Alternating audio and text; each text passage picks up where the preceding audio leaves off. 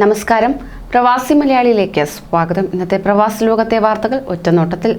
കുവൈറ്റിൽ 1558 പേർക്ക് കോവിഡ് സ്ഥിരീകരിച്ചു. ഇതോടെ കുവൈറ്റിൽ ആകെ കോവിഡ് ബാധിച്ചവരുടെ എണ്ണം 3,81,481 ടെസ്റ്റ് പോസിറ്റിവിറ്റി നിരക്ക് 12.75% കുറഞ്ഞതായി ആരോഗ്യ മന്ത്രാലയം വ്യക്തമാക്കി. വിവിധ ആശുപത്രികളിലായി ചികിത്സയിലായിരുന്ന 14 പേർ കൂടി മരിച്ചതോടെ രാജ്യത്ത് ആകെ മരിച്ചവരുടെ എണ്ണം 1933 രാജ്യത്തെ കോവിഡ് മുക്തി നിരക്ക് 94.18%. 1592 പേരാണ് ഇന്ന് കോവിഡ് മുക്തരായത്. ഇതോടെ രാജ്യത്ത് ആകെ 3,31,015 കോവിഡ് മുക്തരായി. 18,533 ആക്റ്റീവ് കോവിഡ് കേസുകളും തീവ്രപരിചരണ വിഭാഗത്തിൽ 272 പേർ കഴിയുന്നതായും ആരോഗ്യ മന്ത്രാലയം അറിയിച്ചു. ഞായറാഴ്ച രാജ്യത്ത് 102 പേർക്ക് കൂടി കോവിഡ് സ്ഥിരീകരിച്ചതായി ഖത്തർ ആരോഗ്യ മന്ത്രാലയം അറിയിച്ചു. വെള്ളിയാഴ്ച 100-ൽ താഴെ റിപ്പോർട്ട് ചെയ്ത ശേഷം തുടർച്ചയായി രണ്ടാം ദിവസമാണ് രോഗികളുടെ എണ്ണം 100 കടക്കുന്നത്. 131 പേർ രോഗമുക്തരായി. 36 പേർക്ക് സമ്പർക്കം വഴിയാണ് രോഗം റിപ്പോർട്ട് ചെയ്തത്. 66 പേർ വിദേശത്ത് നിന്നെത്തിയവരുമാണ്. കഴിഞ്ഞ 24 മണിക്കൂറിനിടെ മരണങ്ങളൊന്നും തന്നെ റിപ്പോർട്ട് ചെയ്തിട്ടില്ല. ഇതുവരെ 588 പേരാണ് കോവിഡ് ബാധിച്ച് മരിച്ചത്. നിലവിൽ രാജ്യത്ത് 1771 കോവിഡ് രോഗികളാണുള്ളത്. ഒമാനിൽ കോവിഡ് മരണനിരക്കിൽ റെക്കോർഡ് വർധന. വ്യാഴാഴ്ച മുതൽ ശനിയാഴ്ച വരെ 119 പേരാണ് മരണപ്പെട്ടത്. മഹാമാരി ആരംഭിച്ച ശേഷം ആദ്യമായാണ് 3 ദിവസത്തെ മരണസംഖ്യ 100 കടക്കുന്നത്. ആശുപത്രിയിലും തീവ്രപരിചരണ വിഭാഗത്തിലും പ്രവേശിപ്പിക്കപ്പെട്ടവരുടെ എണ്ണവും പുതിയ ഉയരത്തിലെത്തിയിട്ടുണ്ട്. 5517 പേർക്കാണ് പുതുതായി കോവിഡ് സ്ഥിരീകരിച്ചത്. വ്യാഴാഴ്ച 2083 പേരും വെള്ളിയാഴ്ച 1911 പേരും ശനിയാഴ്ച 1553 പേരുമാണ് രോഗബാധിതരായത്. UAE, ഖത്തർ, കുവൈറ്റ് തുടങ്ങിയ മേഖലകളിലെ മറ്റു രാജ്യങ്ങൾക്ക് പിന്നാലെ കൗമാരക്കാർക്ക് വാക്സിൻ വിതരണം ചെയ്യാനുള്ള തീരുമാനവുമായി സൗദിയും രംഗത്ത്.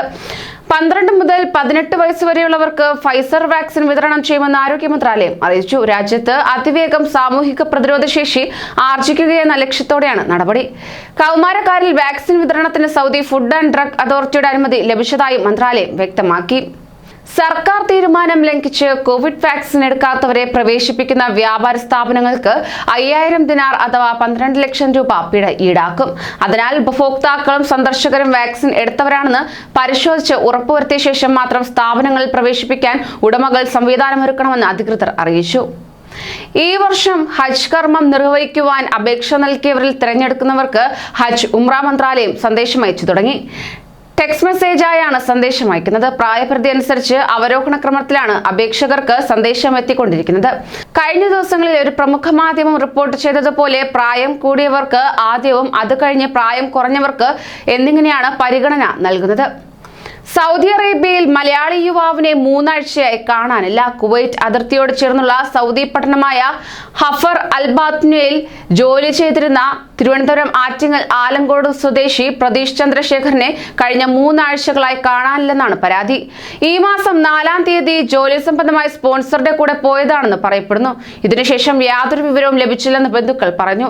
5 വർഷമായി ഒരു സ്വകാര്യ കമ്പനിയിലെ ട്രെയിലർ ഡ്രൈവറായി ജോലി ചെയ്തു വരികയായിരുന്നു. ഏപ്രിൽ 2-ന് അവധി കഴിഞ്ഞ് നാട്ടിൽ നിന്നെത്തിയ ഇദ്ദേഹം നിലവിലെ ജോലിയിലുള്ള ബുദ്ധിമുട്ട് കാരണം പുതിയൊരു കമ്പനിയിലേക്ക് ജോലി മാറാൻ തയ്യാറെടുക്കുന്നതിനിടെയാണ് കാണാതായത്. ഇതിനിടെ ബന്ധുക്കളും സുഹൃത്തുക്കളും പല രീതിയിൽ ബന്ധപ്പെടാൻ ശ്രമിച്ചെങ്കിലും ഫലമുണ്ടായില്ല. കഴിഞ്ഞ 48 മണിക്കൂറിനിടെ സൗദി അറേബ്യയിൽ ഹൂതികളുടെ വ്യോമാക്രമണ ശ്രമമുണ്ടായത് 10 തവണ. സ്ഫോടക വസ്തുക്കൾ നിറച്ച 6 ഡ്രോണുകളും 4 ബാലിസ്റ്റിക് മിസൈലുകളും സൗദി വ്യോമസേന തകർത്തതായി ഔദ്യോഗിക ടെലിവിഷൻ ചാനൽ റിപ്പോർട്ട് ചെയ്തു. ദക്ഷിണ സൗദിയിലെ ഖമീസ് മുഷിയത്ത് ലക്ഷ്യമിട്ടാണ് ആക്രമണ ശ്രമം ഉണ്ടായത്. സൗദി അറേബ്യയുടെ വ്യോമ പ്രതിരോധ സംവിധാനത്തിന്റെ കാര്യക്ഷമത മൂലം എല്ലാ ആക്രമണങ്ങളും ഫലപ്രദമായി പ്രതിരോധിക്കാനായതായി അറബ് സഖ്യസേന അറിയിച്ചു. ശനിയാഴ്ച ഖമീസ് മുഷിയത്തിൽ ആക്രമണം നടത്താൻ ലക്ഷ്യമിട്ട 3 ഡ്രോണുകൾ സേന തകർത്തിരുന്നു. മുൻനിര ബ്രാൻഡുകളുടെ മൊബൈൽ ഫോണുകൾക്ക് ഇളവുമായി ലുലു. ലെറ്റ്സ് കണക്ട് എന്ന് പേരിട്ടിരിക്കുന്ന വിപണന മേളയുടെ ഉദ്ഘാടനം അബുദാബി ഖാലിദിയ ലുലുവിൽ നടന്നു. പ്രൊമോഷൻ പദ്ധതിക്ക് മികച്ച പ്രതികരണമാണ് ലഭിച്ചിരിക്കുന്നത്. Group executive director MA Ashraf Ali ഉദ്ഘാടനം ചെയ്തു. 50% ഇളവിൽ മൊബൈൽ ഫോണുകളും അനുബന്ധ ഉപകരണങ്ങളും ലഭിക്കും. UAE-യിലെ എല്ലാ ലുലു ഹൈപ്പർ മാർക്കറ്റുകളിലും ഓൺലൈനിലും ജൂലൈ 3 വരെ ലഭ്യമാണ്. കുവൈറ്റിൽ ഷോപ്പിംഗ് മാളുകളിൽ പ്രവേശിക്കണമെങ്കിൽ കുവൈറ്റ് മൊബൈൽ ID അല്ലെങ്കിൽ ഇമ്മ്യൂൺ ആപ്പുകളിൽ 1 നിർബന്ധമാക്കിയിട്ടുണ്ട്. കുവൈറ്റ് മൊബൈൽ ഐഡിയിൽ പച്ചയോ ഓറഞ്ചോ സ്റ്റാറ്റസ് ഉള്ളവർക്കും ഇമ്മ്യൂൺ ആപ്പിൽ വാക്സിനേറ്റഡ് സ്റ്റാറ്റസ് ഉള്ളവർക്കും മാത്രമാണ് പ്രവേശനം അനുവദിക്കുക. കോവിഡ് പ്രതിരോധ കുത്തിവയ്പ് എടുക്കാത്തവർക്ക് വലിയ മോളുകൾ, റെസ്റ്റോറന്റുകൾ, ഹെൽത്ത് ക്ലബ്ബുകൾ, സലൂണുകൾ എന്നിവിടങ്ങളിൽ പ്രവേശനം വിലക്കിക്കൊണ്ടുള്ള മന്ത്രിസഭാ ഉത്തരവ് ഇന്നു മുതൽ പ്രാബല്യത്തിലാകും. സിവിൽ ഐഡിയുടെ ഡിജിറ്റൽ പതിപ്പായ കുവൈറ്റ് മൊബൈൽ ഐഡി അല്ലെങ്കിൽ ആരോഗ്യ മന്ത്രാലയത്തിന്റെ ഇമ്മ്യൂൺ ആപ്പ് എന്നിവയുടെ സ്റ്റാറ്റസ് അടിസ്ഥാനമാക്കിയാകും ആളുകളെ മോളുകളിലും മറ്റും പ്രവേശിപ്പിക്കുക. കൂടുതൽ പ്രവാസി വാർത്തകൾക്കായി ഈ ചാനൽ സബ്സ്ക്രൈബ് ചെയ്യൂ.